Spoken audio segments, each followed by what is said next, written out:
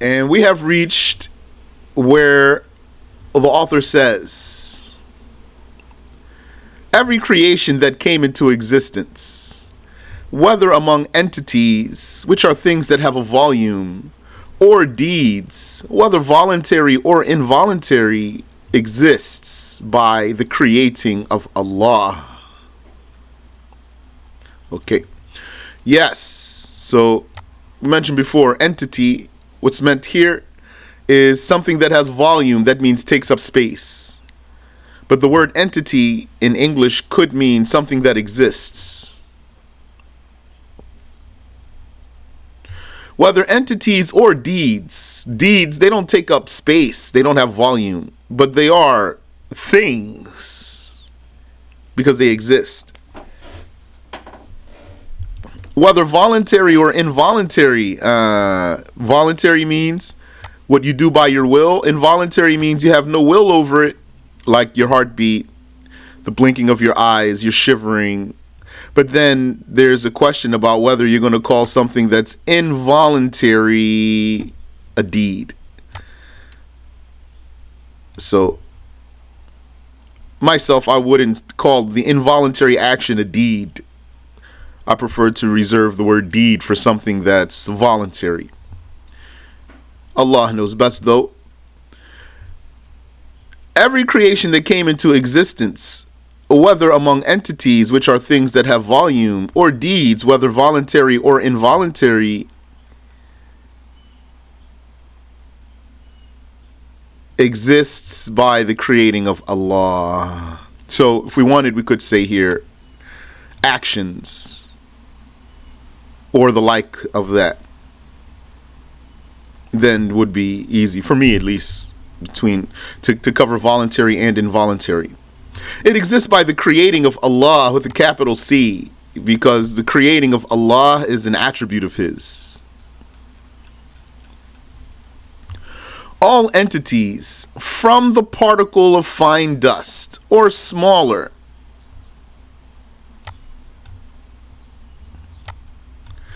to the grand throne, which is the largest creation of Allah, exist by the creating of Allah. All exist by the creating of Allah Ta'ala.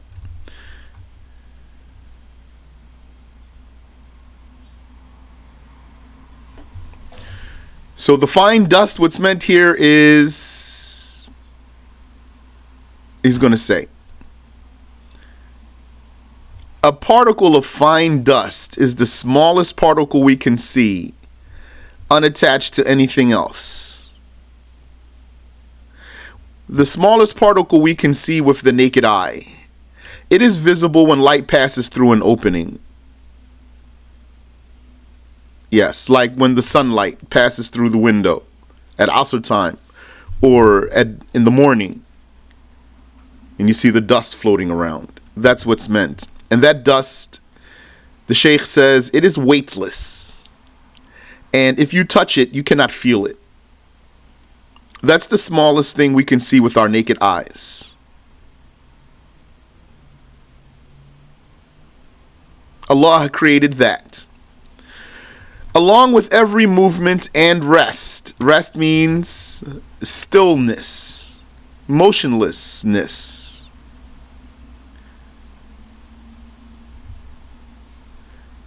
Intentions and thoughts of the slaves.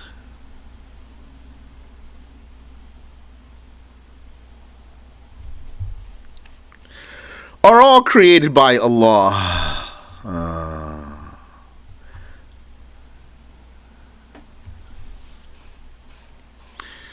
So, I don't really want to just be nitpicking here.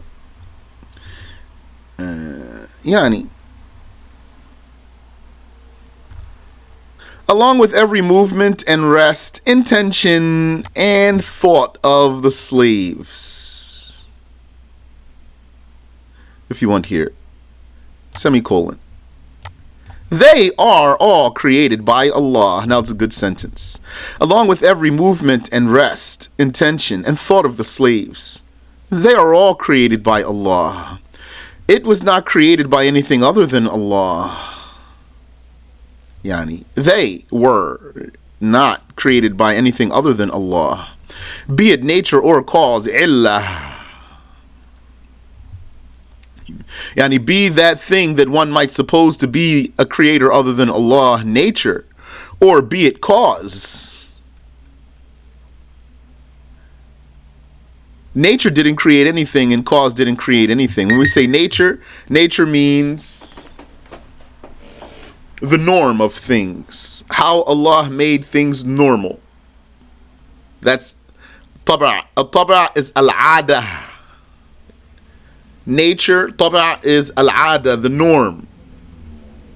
Or what's natural. Like fire burning and water cooling.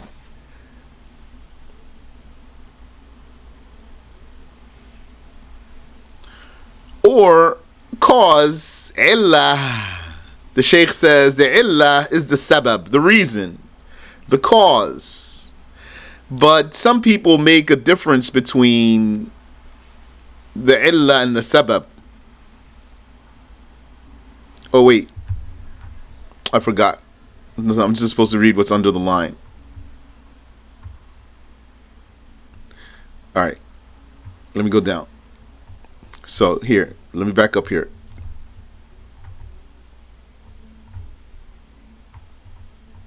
So, along with the aforementioned physical beings, Allah created the outward deeds. Yes, the Arabic word for taba' is T-A-B, but that T is for ta, taba', taba', not ta. Taba'. So one thing that would be nice here for this book is this font, which is up top over the line, which is the original text. If it had a different font, if it was distinguished here from what's under, because when I read here, along with, looks like it just flows right together there. And really, this along goes here under the line. So that's why I didn't catch it. But had it had a different font, then just by my eye I would have realized that they're not connected there. So maybe that's something that could be done, inshallah ta'ala. So, along with the aforementioned physical beings, Allah created the outward deeds, every movement and rest. Yani, stillness, motionlessness, and inward deeds, intentions, and thoughts of the slaves that occur involuntarily.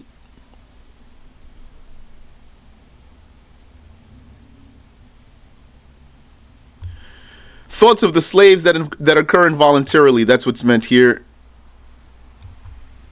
Al-Khawatir. The thoughts that occur involuntarily. These originated things, created things, things that have a beginning, which came into existence after non-existence, are all created by Allah. It was not, they were not created by anything other than Allah. Because you have to follow the number. They were not created by anything other than Allah, be it nature or cause. What some people mean by cause is something that happens, something that leads to another thing, something which is what sets off another thing, but they exist at the same time. But the Shaykh didn't differentiate between that and the sabab, reason. But some people differentiated between those. Philosophers in particular. So for example, If I have a ring on my finger and then I move my finger, the ring moves with the movement of the finger. So what causes the ring to move is the movement of the finger, although they move together. So some people call that illah in particular. That doesn't create anything either. Nature is defined as the normal characteristics Allah made entities characterized with. The normal characteristics that Allah made entities characterized with. Or the normal characteristics by which Allah made entities characterized. Such as the nature of fire is burning. Okay, so we talked about all of that. Illah is a cause that necessitates the existence of its effect if present and necessitates the non-existence of its effect if absent. But they started the sentence with a small letter.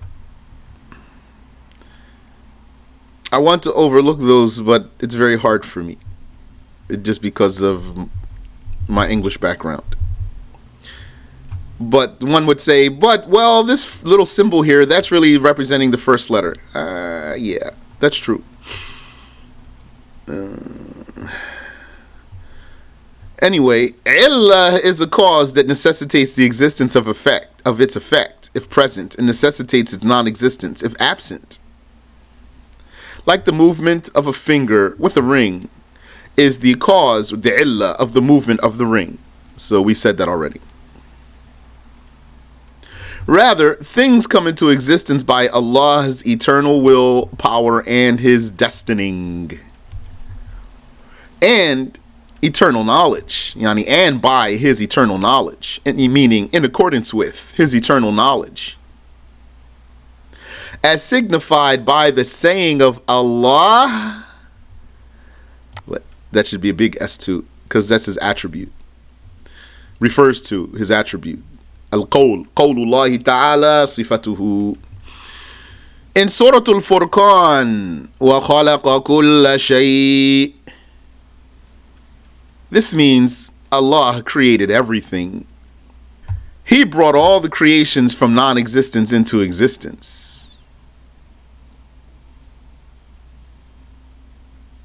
Creating in the said meaning, i.e. bringing from non-existence into existence, is attributed to none but Allah. Yes. And so then there's a question, can we say that the creations create something like people do all the time? They'll say, I created a picture, or you created a problem. So some of our sheikhs, they said, as it reached me, and this one, he's very strong in English. He says, according to him, that really creating is for God only. And when people say about the creations, they created something, they're really using that word incorrectly, although it's common usage now. I don't say it personally, so I would say made or the like, or produced or something, and I reserve the word creating for Allah. And in Arabic, khalaqa, with the meaning of bringing from non-existence into existence, is only for Allah. Allah said in Surah Fatir, هَلْ مِنْ خَالِقٍ غَيْرُ اللَّهِ. This means no one is the creator except Allah. It's posed as a question. That's a rhetorical question. Is there a creator other than Allah? And so the meaning is, there is no creator other than Allah. The Mu'tazila disagreed on this issue and said the slave creates his own voluntary acts, as you know. They say Allah only created our bodies, and He created in us, He gave us, He installed in us the power to create our own deeds. That's blasphemy. If that were the case, that would mean that what the slaves create is more than what Allah creates. Because if Allah only created my body, that's only one body. But if I create my deeds, that's many, many, many deeds. So then that would mean that I create more than Allah.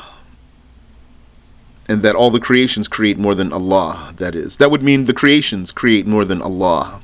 That's blasphemy. Allah is Al-Khallaq. Al-Khallaq. That's one of his names. It means the one who creates a lot. He's Al-Khaliq, the creator, and he is Al-Khallaq. Bala wa huwa Al-Khallaq Al-Jaliyy. The one who creates a lot. The Muslims deemed them, those Mu'tazila, non-Muslims for this. Abu Hafs Umar al-Nasafi, the theologian, may Allah have mercy upon him, said in his famous book, which is a small booklet, the Nasafi Creed, Al-Aqidatu Nasafiyah. He said what means, and this is not a verbatim quote, rather it's the meaning of what he said, it's an indirect quote, that if a person hit glass with a stone and broke it, the acts of hitting, which is the act carried out by the slave with the stone, which may or may not result in breaking, and breaking, which is the act of the slave done to the glass by throwing the stone, meaning by intermediary of the stone, and the state of the glass being broken, which is the effect that occurs in the glass, such as being cracked, shattered into pieces, etc., yani made into shards, were all created by Allah, not by the slave. Hence, the slave only acquires the act.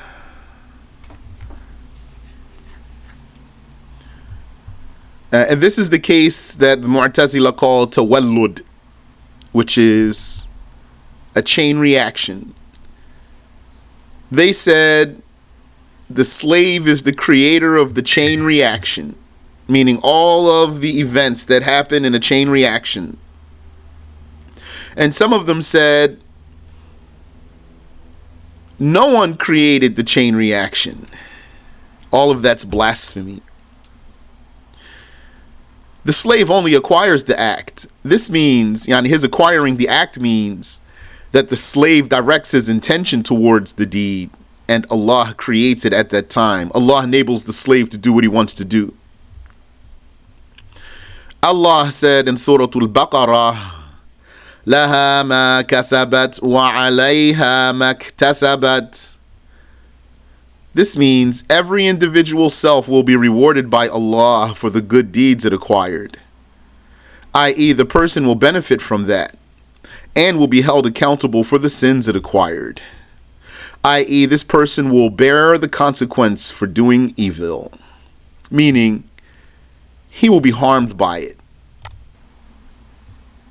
Hence, the slave is attributed with acquiring the deeds, not creating them. And he is judged for what he acquired, meaning he earns his deeds. So if he stole, then he earned that deed. He acquired it. And if he prayed or gave a charity, he earned that deed. He acquired it. And Allah is not an acquirer of deeds. Allah is a creator. So the act of God is called creating, and the act of the slave is called acquiring.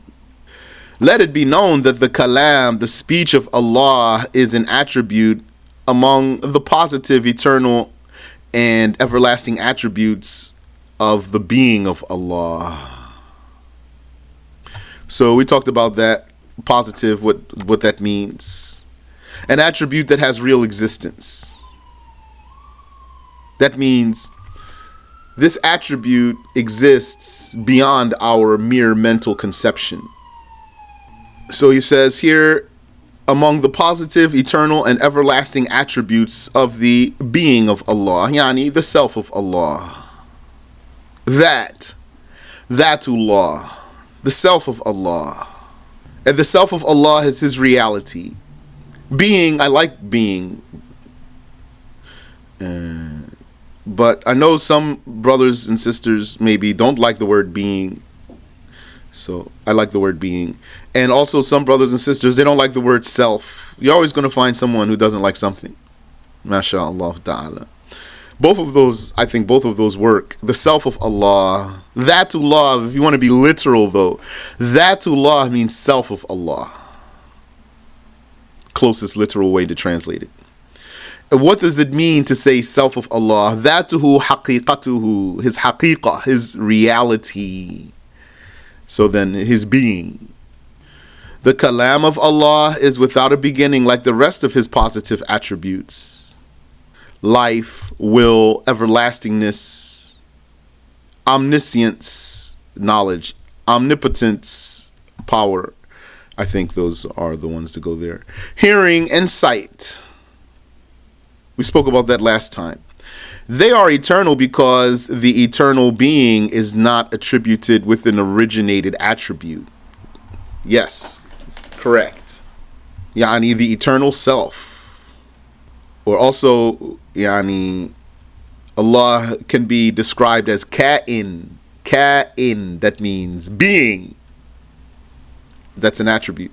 That's an adjective, not a verb. Being. Ka'in. He is ka'inun, a being, yani someone who exists. From this, it is known that the kalam of Allah is not letters, sounds, or a language, and is neither started nor finished. Yani it doesn't begin and it doesn't stop. As for revealed scripture, it is expressions of the eternal kalam, the eternal speech. And thus it is referred to as the kalam of Allah, the speech of Allah. So looks like the translator here is avoiding the word speech. But even though he gave the word speech here, he said the kalam, speech, and then after that didn't use the word speech again. With speech works though. The kalam of Allah, so if you are using this document to teach someone new, then be mindful about charging them with understanding many Arabic words. It's going to be easier for them if you speak to them in their own language. Might not be hard once you told them what kalam means, but just be mindful there though. The kalam of Allah and the rest of His attributes are beginningless because He, the Exalted, is unlike all the creations in His being, attributes, and doings. So also looks like this translator is avoiding the word self. Sometimes when you have some words you might not prefer to use them, then don't use them. If you're not obligated to use them and there's other words that work, then that's fine. But also be mindful about what you will impose on others. So sometimes someone, he doesn't prefer a word and then he'll warn all the people. And maybe it doesn't warrant a warning. It's enough for him just to avoid what he prefers not to say. Allah, the Exalted, is greatly and absolutely clear of whatever imperfection the unjust ones falsely attribute to Him. The unjust ones the author is referring to are the non-Muslims, whether they are polytheists, pagans, anthropomorphists, people who give God a body, which still means they're pagans, or the like. Consequently, the general meaning, which is understood from what was previously mentioned, concludes affirming 13 attributes of Allah, which were repeatedly mentioned time and after, meaning again and again, in the Quran and the Hadith, either explicitly or implicitly. Its recurrence in the Hadith of the Prophet sallallahu alaihi wasallam,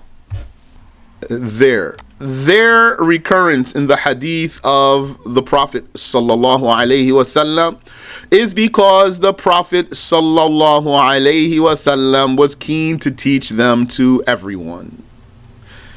Meaning, those 13 attributes, the Shaykh says, were repeated in the Quran and in the Hadith. That's how the scholars proved that they're obligatory, because they were reiterated more than other attributes. These attributes are existence. Allah exists without any doubt in his existence. Capital E there. Oneness. He is one without a partner. Eternity, which means here without a beginning. The word eternity could mean without an end. So it's being used here to mean specifically without a beginning. There is no beginning to Allah's existence. Everlastingness. There is no end to Allah's existence. He does not die, perish, or change. Non-neediness of others. Yani independence. So looks like this one, this term, non-neediness of others, it survived the transition from old translating until this book here. Yani, I find it a contrived word, meaning it's made up word. Non-neediness, because you can just say independence. But so be it. It's clear. It's not unclear. I.e., he does not need anyone, and everyone needs him. Power. Allah has power, with capital P, over everything. In this context, everything refers to all contingent beings. What does that mean? Contingent beings are those whose non-simultaneous existence and inexistence is intellectually possible. Yani, contingent beings means those things that could be existing at one time and non-existent at another time. That's why he said non-simultaneous existence and inexistence.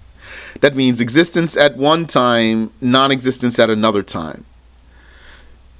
So contingent here basically means possible. I find it a clearer word, possible. The possible things. Allah has power over everything possible,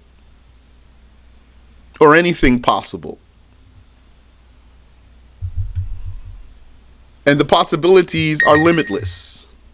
The possibilities are limitless. Doesn't Allah create into the unending future?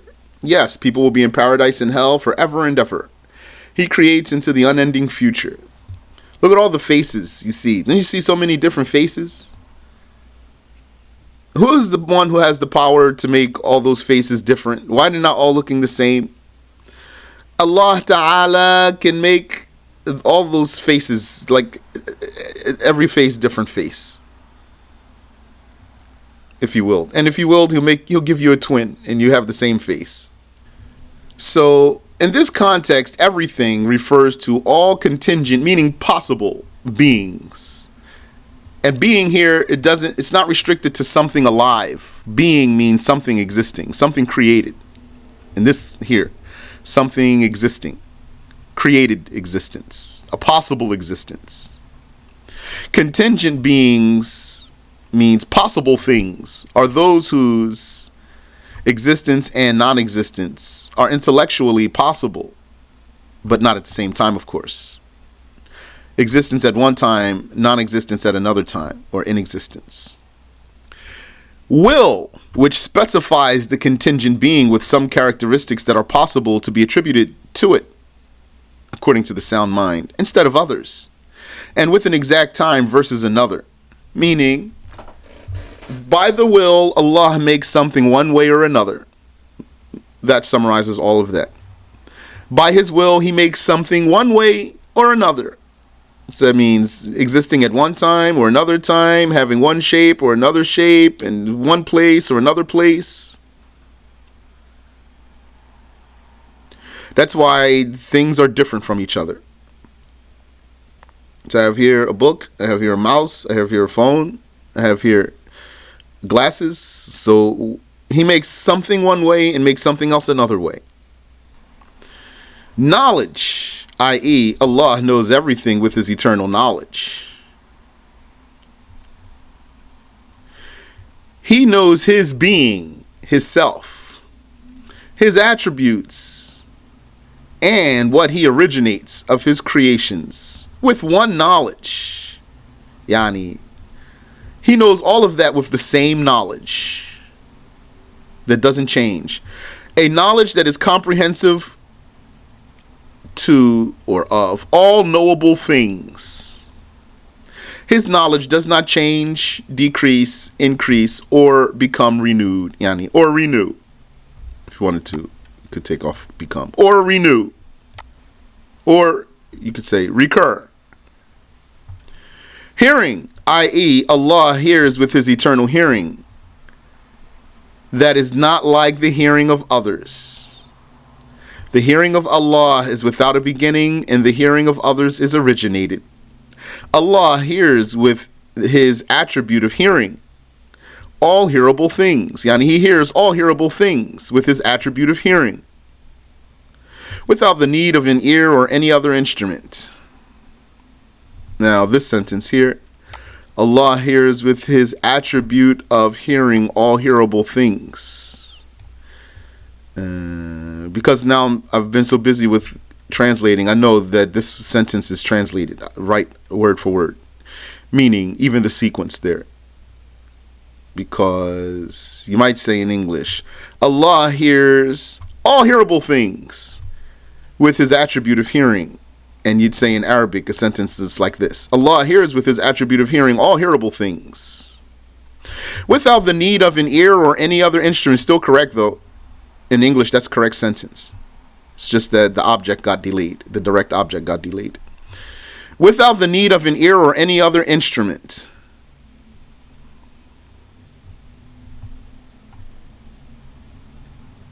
Sight, i.e., Allah sees with his attribute of sight that is not like the sight of others. The sight of Allah is without a beginning, and the sight of others is originated. With his sight, Allah sees all that is seeable. Or you could say by. By his sight, Allah sees all that is seeable. Hence, he sees his being, yani he sees himself and his creations, without the need of a pupil or any other instrument. Life, i.e., Allah is alive with a life that is eternal and everlasting, that does not resemble our lives. It is not by soul, flesh, blood, ligaments, or bone marrow. Speech, i.e., Allah speaks with one eternal and everlasting speech that does not start or stop. It is neither letters, sounds, nor language, and non-resemblance to the creations. Also, there's an existing word, you could say dissimilarity. There wouldn't be a need to contrive a word. I.e., he does not resemble anything of the creation. And that's old though, that's from our sheikhs from a long time ago. I asked, it's many years ago, after I started learning Arabic, after I knew some Arabic, I started translating things. So I said, you know, we have in our book some words like non-neediness and non-resemblance. So is there an issue of just saying independence or dissimilarity? So the answer I got was, there's no issue. And that the reason for those words was that when they were first translating, way in the beginning, when they first started out, they wanted to be sure they were using words that were very, very clear. So they used those words. And I was told, and if there are words that work, then use them, that's good.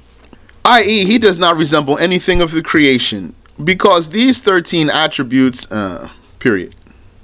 So maybe this could be a new paragraph here. Because these 13 attributes were mentioned many times in the Islamic texts, meaning the Quran and the Hadith.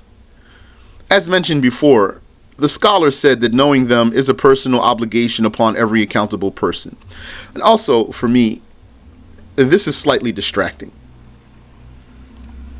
If I'm reading here, it says, here's English, and then the Arabic word pops up there. If I don't know Arabic, then I can't read that Arabic word.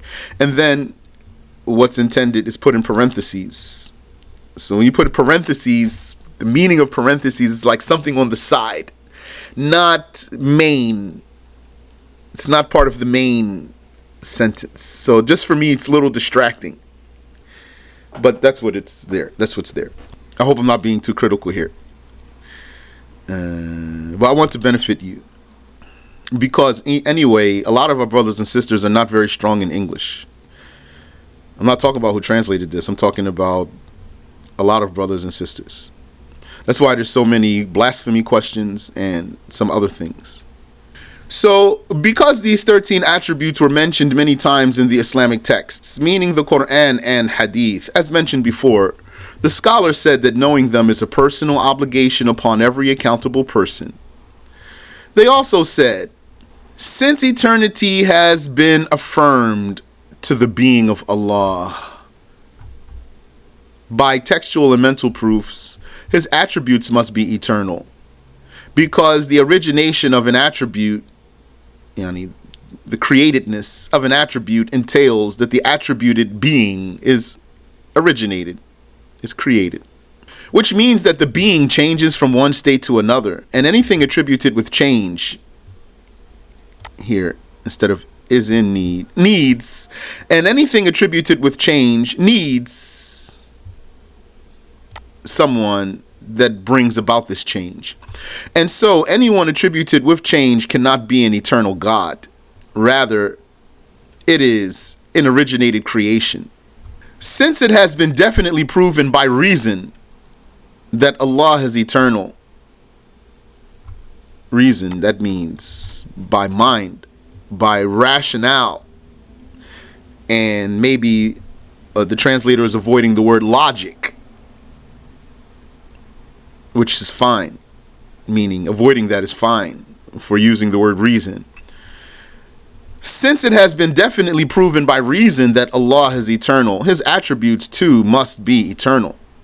By this, the author completed the discussion about the first testification and its explanation. And here, there's a footnote about the being of Allah.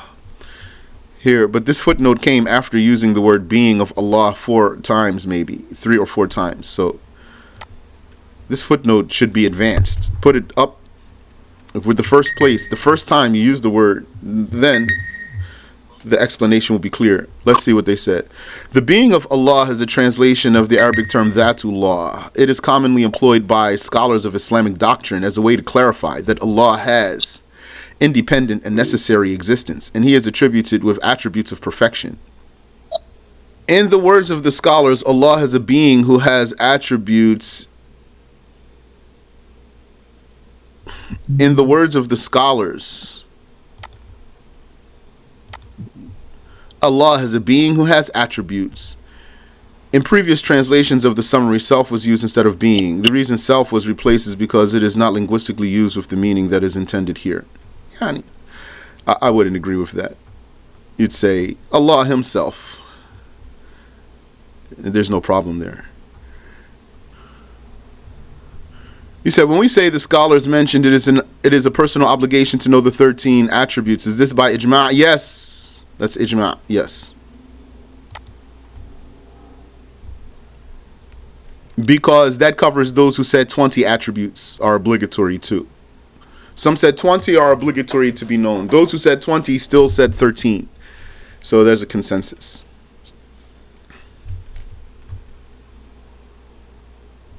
Let's stop here, insha'Allah ta'ala, so that we can start the meaning of the second Shahadah from the top. Amin wa fikum. And if my commentary was not appropriate, then I apologize. I hope that it was beneficial, and I hope that I was not out of place.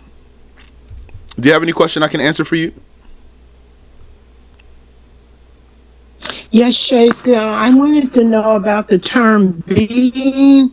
How would it Can you repeat what's that? Your voice just got broken a little when you said which term? Yeah. Being. A yes. Clarification on that. Being means existing, or it means an existing one, an existent one, existent. I have it. Thank you. You're welcome. You said, can you elaborate on the term reality of Allah or self of Allah? Yes, they mean the same thing, if you accept the word self. But like if you would say, one might say, the Quran is revealed from God himself. So if you could say that, that means that there's no problem there. Reality, that's clear. The self of Allah is his reality. If a person doesn't want to say self, he doesn't have to say it. The English word, I mean. You said, and the reality of Allah has these attributes. We can say it like that. If it were me, I'd say his self is his reality. And his self has attributes. ذاته حقيقته وذاته موصوف بصفات. Amin, amin, amin. And you too. طيب سبحانك اللهم وبحمدك أشهد أن لا إله إلا أنت أستغفرك وأتوب إليك.